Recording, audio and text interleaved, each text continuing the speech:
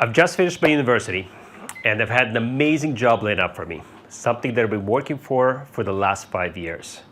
I've worked my ass off. I went to university, I went to engineering school, I worked part-time jobs to pay for the university, and I tapped engineer jobs to get this particular placement. I was excited. I was so thrilled.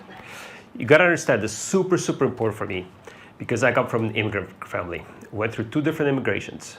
My parents went from communist Russia, right at the collapse, where life was super hard. They came to Israel to end up in the Gulf War, where bombs are falling around us. And they went to Canada, knowing that this would be the best opportunity for us, their children, to make something of themselves. So I felt that, and I knew that this is something internally I had to achieve. I had to get this particular placement, this particular job. I was super excited. I'm an engineer. I made it. I made my parents super, super proud being an engineer and getting this work placement. And my mother calls up. She goes, Steve, your sister decided to go to Europe. You, as the adult in the family, as one of the children that knows what they're doing, you have to go with her. You have to make sure that she comes home in September to go to university. And I was like, what? Are you serious? I have a job lined up. How can you ask me to drop everything and go with my sister to Europe? This is insane. As a last resort, I tell my mom, the accountant, that I was not fiscally responsible. I have no money in the bank account.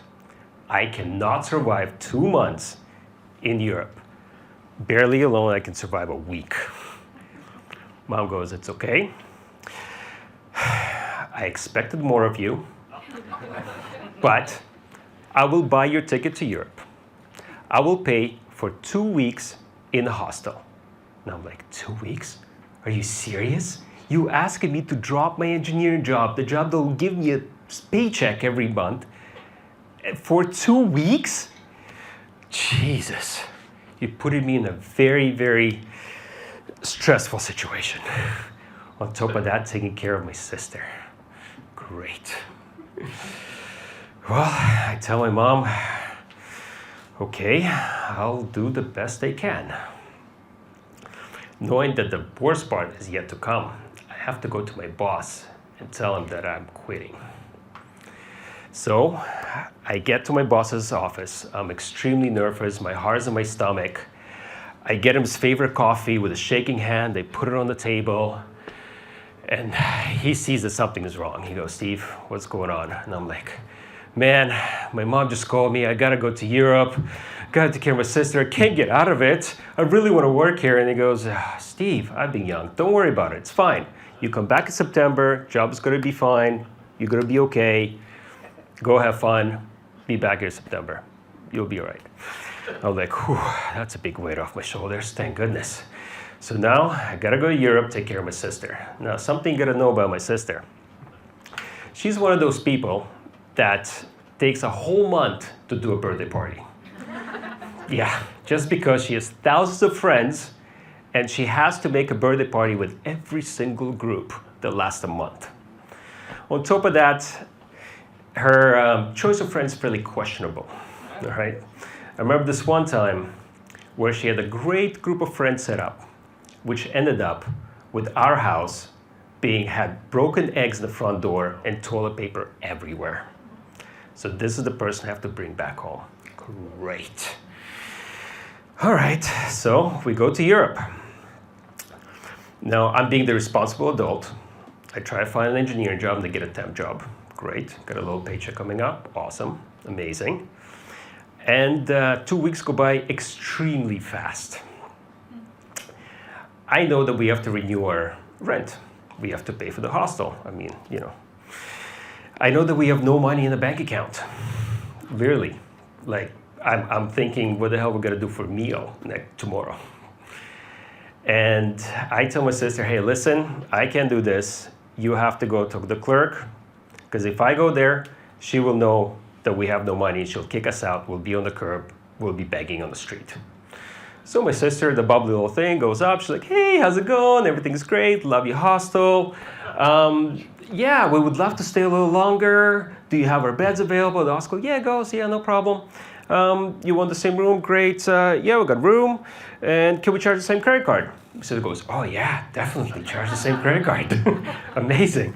All right, less than 2 hours go by, we get a phone call. Now, my stomach, my heart is already in my stomach, and I'm like, oh shit, here we go. My sister's like, hey mom, everything is great, everything is amazing. My mom's like, hey, oh my God. So my credit card is compromised. Somebody has been charging my credit card. I don't know what's going on. I'm canceling it. I'm calling them. I'm reversing transactions. I'm like, no, don't do it, please. It's our last resort. We need the money. We have to stay in the hostel. Otherwise, we're out on the street. Mom goes, fine. I'm still blocking the card. You guys figure this out. This is the last time I'm helping you. I'm like, all right, great. We're on our own. Sweet. All right, so I think this time around something clicked with my sister. She started looking for a job. Amazing. She found a sales job. Cool.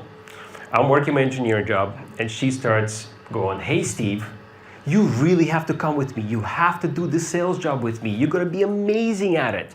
Come on. And I'm like, no way.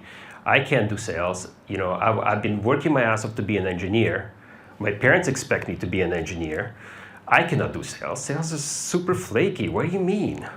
I'm like, she's like, no, you're going to be super good at it. You have to do this. It's going to be amazing. And I'm like, all right, fine. Well, what are you doing? Well, I stand on the street and I go with people going, hey, do you want to go paintballing? Okay. And then I sell paintball tickets. And they get a commission for it. So what happens when you don't sell?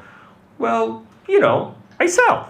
I'm like, great. So I've got to give up my paycheck to go on the flaky little job, and if I don't sell, they'll get money. Great. No, I'm not doing that. No way. She's like, no, you have to do this. This is going on for like weeks. You know, every dinner, she's like, no, you have to do this, you have to do this. I'm like, fine. I'll give you 1 weekend. 1 weekend only. That's it. She's like, okay, cool. All right, we'll set it up for next weekend. I'm like, oh, great. This is going to be awesome. So she takes me to the tube station, takes to the tube. We get out of this little tube station. We go up. It's like beautiful trees outside. Birds are chirping. I'm like, okay, interesting. We're going in. There's like Victorian houses everywhere. We'll go a couple of blocks down. We get into this beautiful Victorian house. There's like bikes on the side. I'm like, oh God, here we go. We're going to get scammed, aren't we? That's great. Who the hell runs an office in a house? So fair enough, we go inside. And there's a little sales office in the house.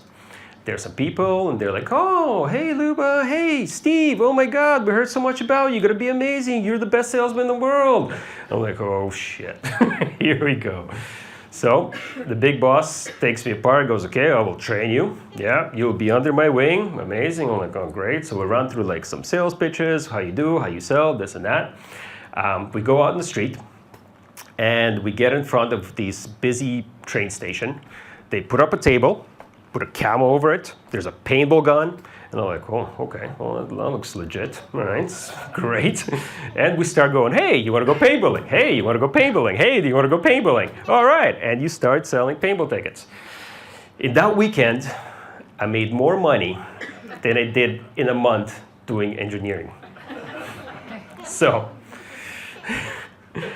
to the demise of my parents, let's say, I quit my engineering job and I started selling.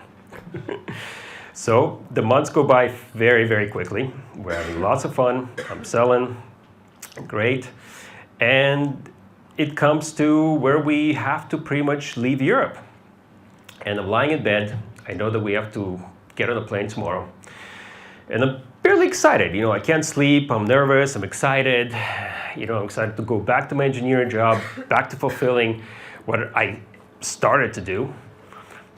But yet, I'm going to be a little sad leaving Europe. A little sad of this, you know, this feeling of being myself, of really exploring myself and really like starting to be growing into my skin. So the next morning we go to the airport. We get to, we go to the airport. we get to the gates, to the check-in gates, and I look at my sister, I give her a big hug, and I tell her, listen, you have to get on this plane. You have to go back home. You have to go to university. After that, you do whatever the hell you want. But this you have to do for me. I, on the other hand, am going to stay here because I think there's more here to explore. There's more things that I want to do here. So say sorry to my mom. And obviously a year and a half goes by, and I finally make it back to Canada. I finally make it back home. And I realize that engineering is not the only path to success. You know, there is a way to maybe combine together the newfound love that I found through sales and engineering. And I also realized I have a very soft spot for Europe. Hell, we're living here now with a beautiful family, and I train sales guys for a living. Good job. Thank you.